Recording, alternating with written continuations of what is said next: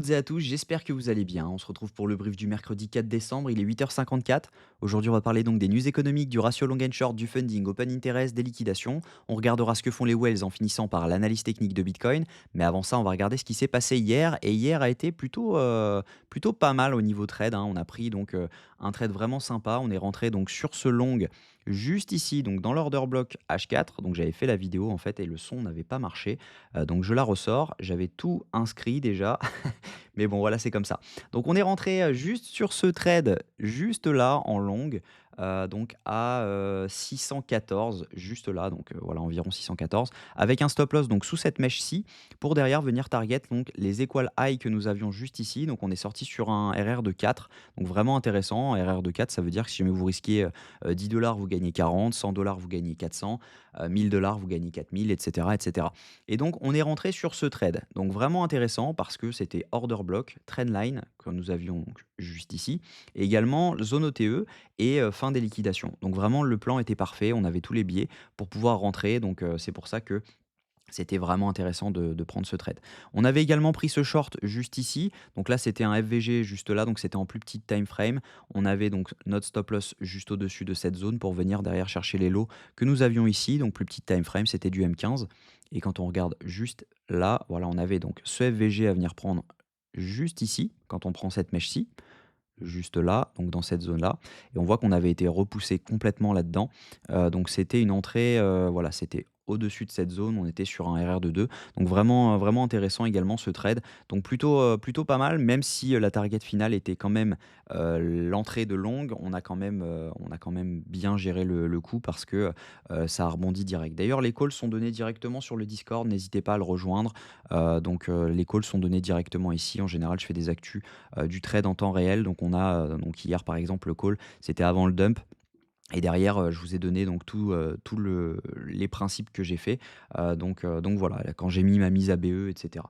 Donc voilà, n'hésitez pas à rejoindre le Discord, il est 100 gratuit. Donc maintenant, on va voir ce qui peut se passer, sur, les prochaines 24 heures. Je pense qu'on peut aller chercher donc les 98 200, les 98 000 déjà pour sûr, je pense. Maintenant, ensuite, est-ce qu'on va venir un peu plus haut? Ça, on verra. Mais en tout cas, il va y avoir un trade à prendre qui va être vraiment intéressant.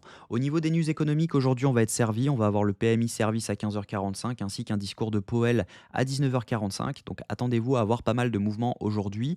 Il risque d'y avoir quelques subtilités sur la prochaine hausse ou baisse des taux d'intérêt, ou tout simplement des chiffres sur l'inflation.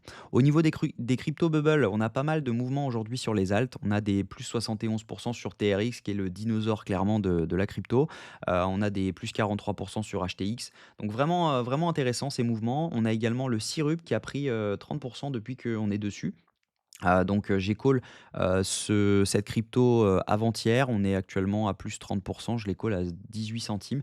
Donc c'est le Maple. Je ferai une vidéo dessus à l'occasion. On est à 29% d'évolution depuis le call qui a lieu le 2 décembre, donc vers midi. Je ne sais plus exactement. Mais en tout cas, vraiment, vraiment cool pour ce mouvement.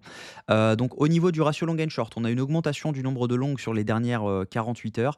On a donc, sur Binance une augmentation de longues qui en atteste avec, les funding open interest. On a eu donc une énorme hausse juste ici sur, l'open interest suivie d'une hausse, des funding. Donc juste là, on a eu pas mal de longues qui se sont ouverts. Donc par conséquent, on a des liquidités qui s'accumulent, en dessous.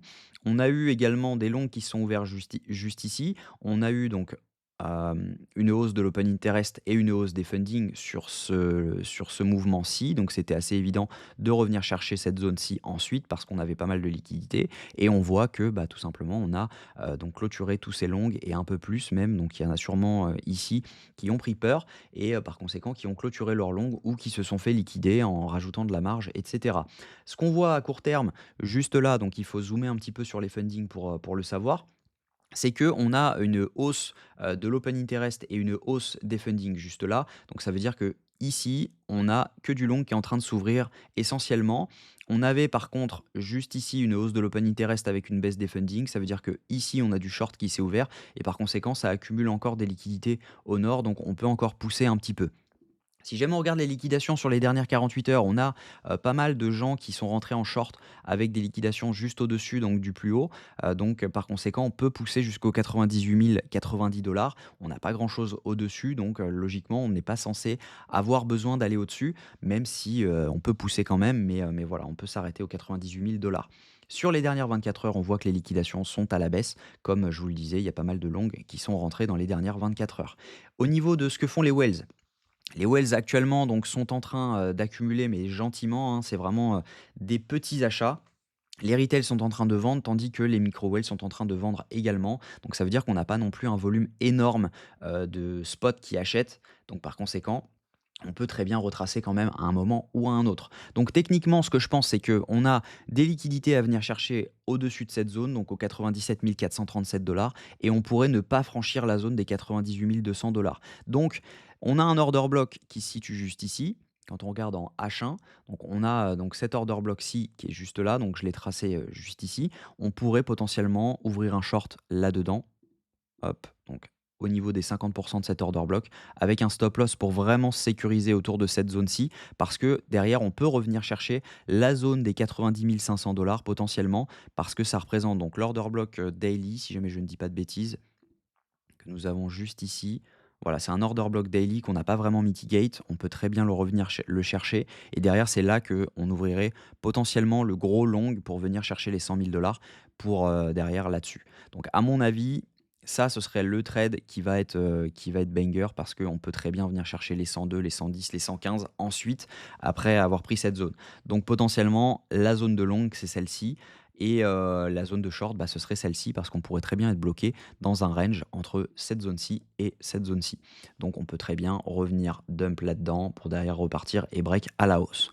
Donc voilà, ça c'était en daily. Maintenant, si je me regarde en H4, bah, potentiellement, hein, la zone de short qu'on a, elle peut être intéressante autour des 98 000 $ avec un SL juste au-dessus parce qu'on a quand même ce canal quand on le trace, hein, juste là, on a ce canal qui peut être pris comme tout simplement on arrive, on retrace en haut, hein, donc c'est pour ça qu'on sécurise au-dessus de cette zone-ci pour le stop loss. Et derrière, on revient chercher donc le bas de ce canal, on range un petit peu sur la trendline, on la break, on la reteste, derrière on repart. Ensuite, on revient bas du canal et derrière, on peut repartir.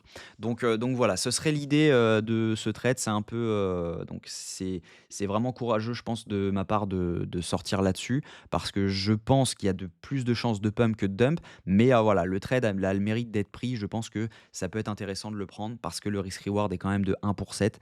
Et voilà, on est là pour faire du chiffre. Et clairement, 1 pour 7, ça vaut le coup d'être pris. Donc voilà pour cette vidéo. N'hésitez pas à liker cette vidéo si elle vous a plu. Si jamais vous avez fait des gains hier avec le trade que j'ai partagé, j'espère que vous êtes nombreux à l'avoir pris parce qu'il était facile. Et en tout cas, voilà, je vous souhaite une très bonne journée. On se retrouve demain à la même heure. Prenez soin de vous.